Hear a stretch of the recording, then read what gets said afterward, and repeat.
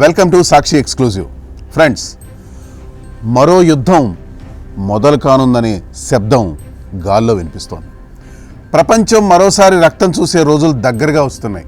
Trump తన కుర్చీలో కూర్చొని గర్జిస్తున్న ఈ సమయంలో వెనిజులా నుంచి బయలుదేరిన ఓ పడవ కరేబియన్ సముద్రంలో పేలిపోయింది. ఎలా? అదే అమెరికా బాంబులు వేయగా ఆ పడవలో ఉన్న 11 మంది ప్రాణాలు కోల్పోయారు. మృతదేహాలు, మంటలు, సముద్రపు నీటిలో కలిసిపోయిన రక్తం ఇప్పుడు కొత్త తుఫానుకి సంకేతాలు ఇస్తోంది. ఇది నిజంగా డ్రగ్స్ మాఫియాపై యుద్ధమా లేక మరో పెద్ద యుద్ధానికి పునాదా అనే అనుమానం అందరినీ కలవరపెడుతోంది. అమెరికా ఇప్పటికే 4500 మంది సైనికులు, 7 యుద్ధ నౌకలను వెనిజులా తీరాలకు పంపింది. ట్రంప్ ప్రపంచ వేదికపై శక్తి ప్రదర్శన చేస్తున్నాడు. కానీ ఈ ప్రదర్శన ఎక్కడికి దారి తీస్తుందో అన్న సందేహం ప్రపంచం అంతటా భయాన్ని నింపుతోంది. అమెరికా ఇది మాదక ద్రవ్యాల బోటు అని చెబుతున్నా ఇప్పటి వరకు ఒక్క సాక్ష్యం కూడా చూపించలేదు. ట్రంప్ విడుదల చేసిన వీడియోలో మంటలు మాత్రమే కనపడుతున్నాయి. కానీ నిజంగా ఎవరున్నారు, ఏం తీసుకెళ్తున్నారు అనే స్పష్టత అయితే లేదు. పెంటగాన్ అధికారులు కూడా ఏ చట్టం ఆధారంగా ఈ దాడి చేశామో ప్రజలకి చెప్పడానికి తడబడుతున్నారు. నిపుణులు ఇది అంతర్జాతీయ చట్టానికి విరుద్ధమని హెచ్చరిస్తున్నారు. చరిత్రలో 1898లో మైన్ యుద్ధానికి కారణమైనట్టే ఇప్పుడు ఈ పేలుడు కూడా కొత్త యుద్ధానికి మంటలు రగిలిస్తుందేమో అన్న భయం పాకుతోంది. వెనిజులా అధ్యక్షుడు మడురో అమెరికాను ఓ సామ్రాజ్యవాద దేశంగా ముద్ర వేస్తూ తమ దేశాన్ని రక్షించడానికి సిద్ధంగా ఉన్నామని గర్జిస్తున్నారు.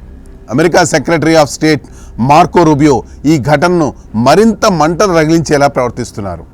సాధారణంగా డ్రగ్స్ పట్టుకోవడం వల్ల ఎలాంటి భయం ఉండదని, కానీ పడవలను నేరుగా పేల్చివేయడం మాత్రమే మాఫియాలను ఆపగలదని గర్వంగా చెప్పుకుంటున్నారు.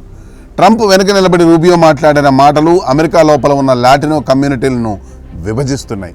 కొందరు దీన్ని శక్తి ప్రదర్శనగా మద్దతు ఇస్తుంటే మరికొందరు ఇది యుద్ధానికి దారితీసే నిర్ణయం అని భయపడుతున్నారు. సోషల్ మీడియా అంతా మడురోను నార్కో స్టేట్ నేతగా ముద్ర వేసే పోస్టులతో నిండిపోతోంది. కానీ నిజానికి వెనిజులా పెద్దగా డ్రగ్స్ ఉత్పత్తి చేసే దేశం అయితే కాదు. అయినా అమెరికా తన కోపాన్ని చూపించడానికి ఈ కారణాన్ని వాడుకుంటోందని నిపుణులు అంటున్నారు. ఇలా దేశం లోపల వెలుపల కలుగుతున్న ఈ మిశ్రమ స్వరాలు రాబోయే రోజుల్లో యుద్ధ గర్జనలకు దారితీస్తున్నాయనే అనుమానం మరింతగా పెంచుతున్నాయి. అటు కరేబియన్ సముద్రంలో అమెరికా యుద్ధ నౌకలు వరుసగా నిలబడున్నాయి.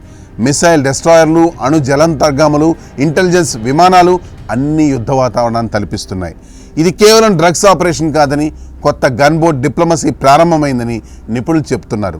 అదే సమయంలో వెనిజులా అధ్యక్షుడు మడురో తన దేశం 45 లక్షల మిలీషియాతో సిద్ధంగా ఉందని గర్జిస్తున్నారు. కానీ ఆ సంఖ్య వాస్తవానికి కేవలం రాజకీయ నినాదమే అని ప్రపంచం గుర్తిస్తోంది. ఇలాంటి ఉద్రిక్త వాతావరణంలో ట్రంప్ చూపిస్తున్న ప్రతి అడుగు ఒకే లక్ష్యాన్ని సూచిస్తోంది. ప్రపంచ వేదికపై శక్తిని ప్రదర్శించి తనకు నోబెల్ బహుమతి గెలుచుకోవాలని కలగంటున్న ట్రంప్ యుద్ధం వైపు అడుగులు వేయడం నిజంగా విడ్డూరమే.